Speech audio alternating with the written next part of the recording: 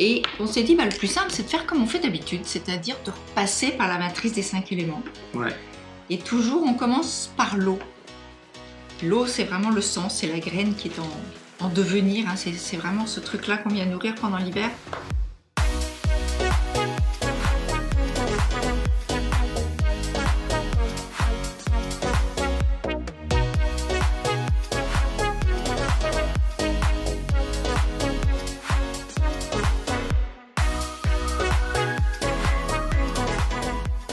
Quand on parle du couple, finalement, au départ, c'est revenir au sens. Ok, c'était quoi? Et donc, dans le cas d'un couple, on va dire que là, on va parler d'un couple qui existe et qui a des problématiques de relation. Ce serait de dire, de revenir en arrière, dire, ok, quand vous êtes rencontrés, qu'est-ce qui a fait cette étincelle? Qu'est-ce qu'il y avait au tout début?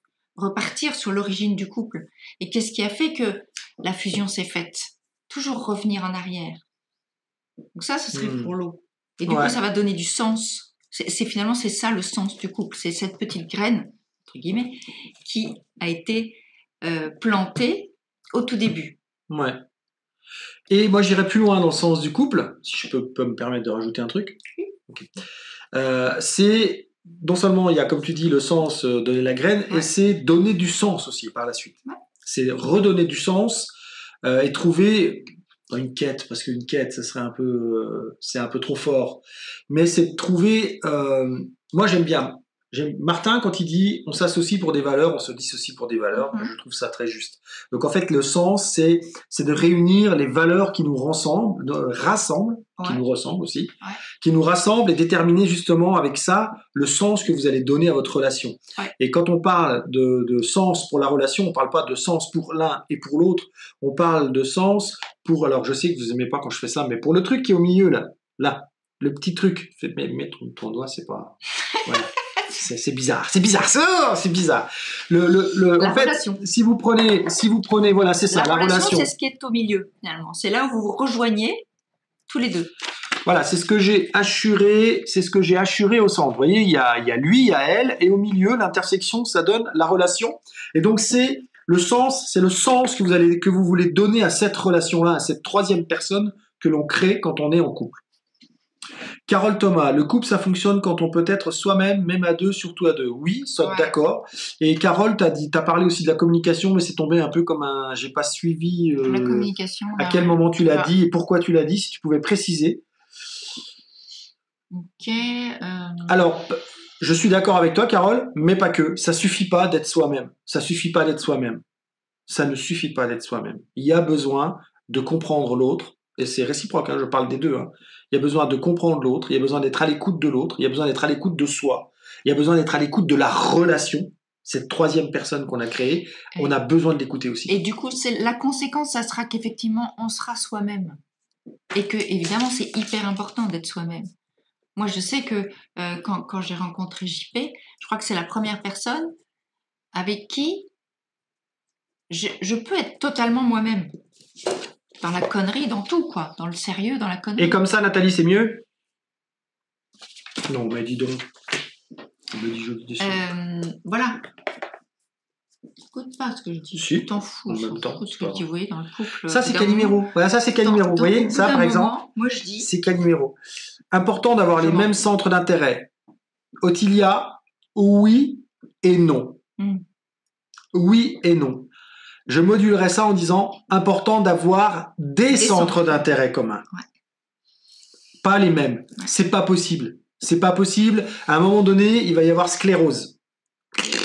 Ça va se scléroser, ça va, parce que vous serez tout le temps en train de faire les mêmes choses et il n'y aura pas de possibilité de temps en temps de se prendre une bulle d'oxygène, d'avoir sa propre activité, son propre épanouissement.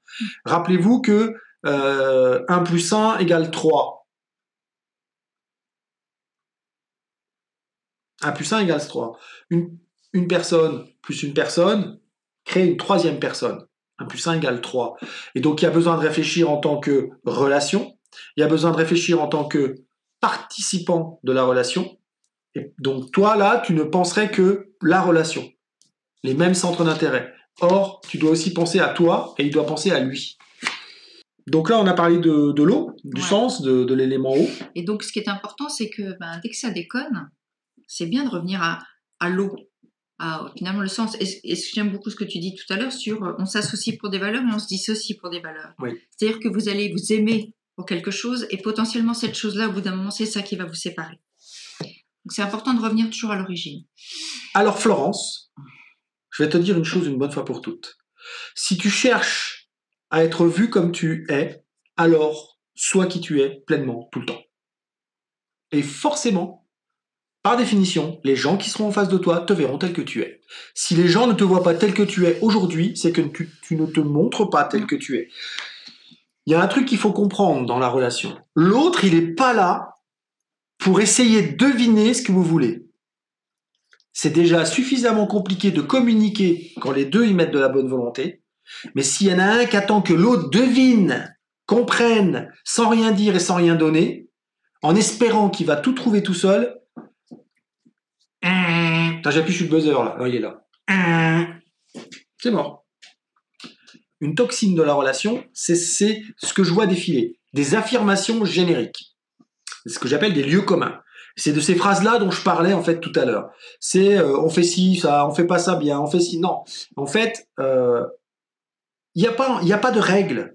Il y a des gens qui se sont rencontrés, qui ont eu un flash, qui au bout d'une semaine ont vécu ensemble et sont toujours ensemble au bout de 40 ans.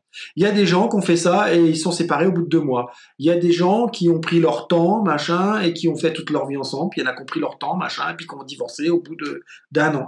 Il n'y a pas de règles. Je dirais que la seule règle, c'est d'être soi dans la relation, au maximum. À partir de là, après, de toute façon, c'est l'évolution de chacune des deux personnes dans la relation qui va